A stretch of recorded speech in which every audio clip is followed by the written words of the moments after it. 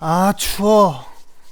예전 인텔 CPU를 쓰는 맥북 프로는 발열 때문에 라면도 끓였는데 M1 맥스 칩을 쓰는 맥북 프로는 난로로 쓰기 힘들겠는데? 근데 이거 돌아가고 있는 건가? 너무 조용한데?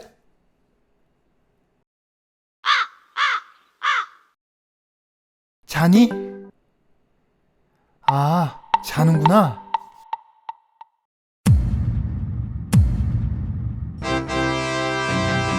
안녕하세요. 어른들의 장난감을 리뷰하는 길린TV의 길린입니다. 오늘은 제가 애플 맥북 프로 M1 맥스를 2022년 1월에 구매한 이후 8개월 정도 사용하면서 만족스러운 부분 위주로 짧게 리뷰하려고 합니다. 이 맥북은 64기가 램과 2테라 하드로 업그레이드한 모델입니다. 맥북 프로의 경우 10년 정도 모델을 바꿔 꾸준히 써왔고, 이전에는 인텔 CPU를 탑재한 맥북 프로 모델을 사용하고 있었습니다. M1 맥스 모델을 사용하게 된 계기로는 M1에 대한 궁금증이 있었습니다. 그래서 일단 M1 칩이 탑재된 깡통 맥북 프로 13인치를 먼저 구매해보고 해외 리뷰 등을 검토한 후 성능이 괜찮을 것 같다는 판단이서 M1 맥스 모델을 구매하였습니다. 당시에는 10여 년 동안 가성비 똥망의 맥북 프로를 경험한 터라 둘 중 비교해보고 장터에 던질 생각으로 라이젠 5980HX가 탑재된 아수스 제피러스 듀오도 같이 구매하였습니다. M1 맥스 모델을 주로 사용한 건 영상에 보이는 3D 애니메이션 작업과 코딩 공부 두 가지였습니다. 물론 스튜디오가 아닌 카페나 집에서 만들기 위함이 가장 큰 이유였습니다. 코로나와 경기 침체 시국에 일도 없어 죽겠는데 스튜디오에서 시간 때우기보단 밖에서 좀 더 생산적인 작업을 하고 싶었습니다. 물론 스튜디오에서는 데스크탑이 렌더링 중일 때 서브로 사용하였습니다. 우선 배송기간까지의 기간이 꽤 걸려서인지 택배를 받았을 때 만족감이 좋아 언박싱을 재현해보겠습니다. 애플답게 패키지가 깔끔합니다. 견고하게 열리는 박스, 그 안에 미니멀리즘하게 보이는 제품, 다시 보니 야박하네요. 예전 맥세이프가 탑재된 맥북의 느낌을 살린 디자인입니다. 저는 유리한 곡선보단 이런 투박한 느낌을 좀 더 좋아합니다. 약간 꾸안꾸 스타일의 제품 디자인이랄까요? 디자인에서만 봐도 많은 부분이 개선되었습니다. 16인치로 모니터가 넓어졌고 야박했던 포트도 많아졌고 트랙패드 또한 광활합니다. 터치바가 없어진 키보드도 꽤나 괜찮긴 한데 전 납작한 키보드를 싫어해서 키보드는 따로 사용하고 있습니다. 이전 모델들의 경우 C타입 단자만 있어서 벨킨의 썬더볼트 도킹 스테이션을 사용했었습니다. 지금도 USB 3.0 포트가 필요해 USB 허브를 사용하고 있긴 하지만 M1 맥스 모델의 다양한 포트 지원은 확실히 편합니다. 좌측 전원을 위한 맥세이프 3, 그 옆에 썬더볼트 4 2개, 그리고 헤드폰 잭, 우측엔 SDXC 카드 리더와 그 옆에 썬더볼트 4 1개, 그리고 HDMI 포트. 애플이 진짜 정신을 차렸습니다. M1 칩 이전의 맥북은 정말 가성비가 개똥망이었습니다. 제가 맥북 프로를 살 땐 항상 하드웨어를 제외하고 풀업을 하는 편인데 제 맥북은 가격이 반도 안 되는 기가바이트 같은 브랜드의 200만원 초이 게이밍 노트북보다도 성능이 부족했었습니다.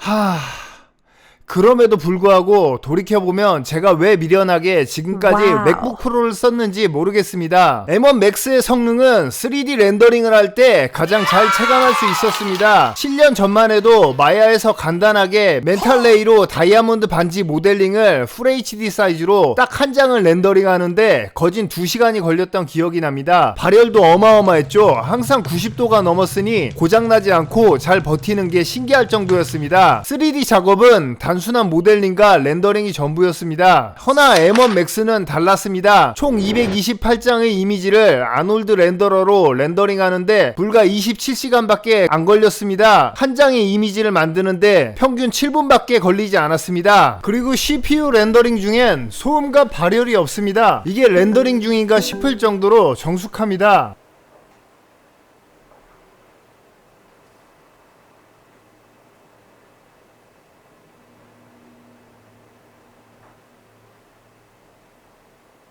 지금은 팔아버린 라이젠 5980HX를 탑재한 랩탑의 경우 예전 맥북 프로와 똑같이 90도를 훌쩍 넘고 렌더링 내내 엄청난 팬소리가 지속되었던 것과 상당히 대비됩니다. 동호회 분들에게 5980HX 왜 이렇게 뜨겁냐고 단체톡에 보냈던 이미지만 남아있네요. 하여튼 예전 인텔 맥북에서는 시도조차 하지 않았을 작업들이 M1 맥스에는 가능합니다. 물론 렌더링 시간이 걱정돼 화질을 높게 하지 않았고 뿐만 아니라 우리가 아웃포커싱이라고 얘기하는 뎁스 오브 필드 부분은 체크하지 않았습니다. 지금 나오는 영상 같은 경우 가로 1024픽셀, 세로 1280픽셀로 렌더링된 100장의 이미지로 만들어진 짧은 영상입니다. 처음 이미지와 끝 이미지의 생성 및 수정일을 확인해보면 렌더링 시간은 20시간 정도 됩니다. 후디니 같은 프로그램을 통해 시뮬레이션을 렌더할 경우에도 어느 정도 작업이 가능합니다. 간단하게 파티클과 후반 화염을 만들어 보았는데 작업이 가능한 수준입니다.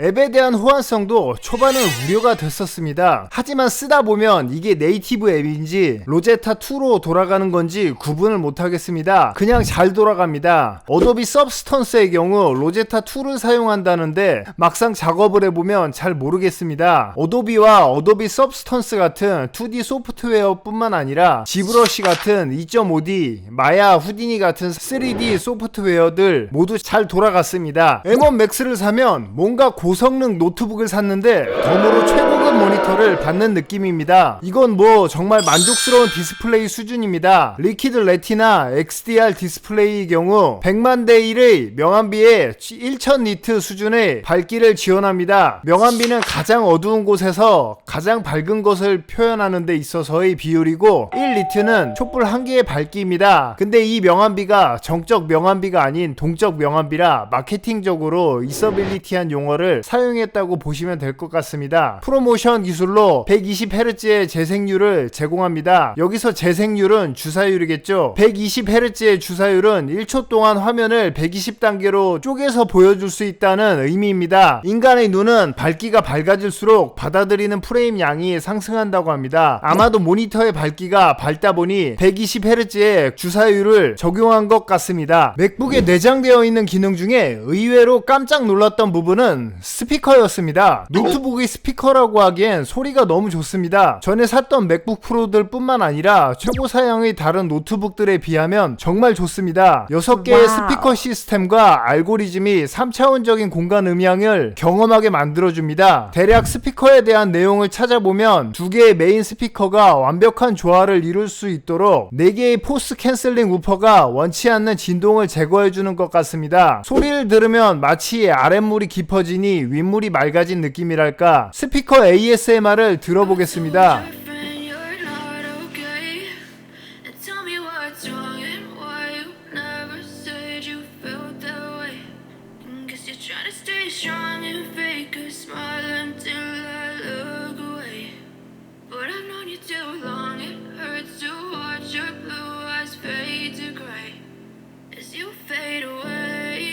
스펙상 동영상 최대 21시간, 무선 인터넷 브라우징 14시간의 배터리 사용이 가능합니다. 저는 주로 전력 소비가 큰 소프트웨어들을 쓰기 때문에 배터리로만 작업하진 않는데 가끔 비주얼 스튜디오 코드 같은 프로그램으로 한두 시간 코딩 공부를 할 때 배터리를 사용해 본 적이 있습니다. 근데 배터리가 진짜 안 답니다. 예전에 제가 알던 인텔 맥북이 배터리 소모하는 차원이 다릅니다. 제가 만족스럽게 생각하는 부분은 이 정도입니다. 뭐 내장 카메라나 마이크 등 잘 안 쓰는 부분은 넘어가도록 하겠습니다. 나온지 어느 정도 되고 검증이 많이 끝난 모델이라 개인적으로 사용하면서 느꼈던 점들에 대한 리뷰를 마치겠습니다. 전작에 비해 말이 안 될 정도로 좋아져서 아쉬운 것보다 차기 모델은 그냥 더 성능적으로 좋아졌으면 좋겠습니다. 구독, 좋아요, 알림 설정 부탁드리고 다음에 또 재미있는 장난감으로 만나요.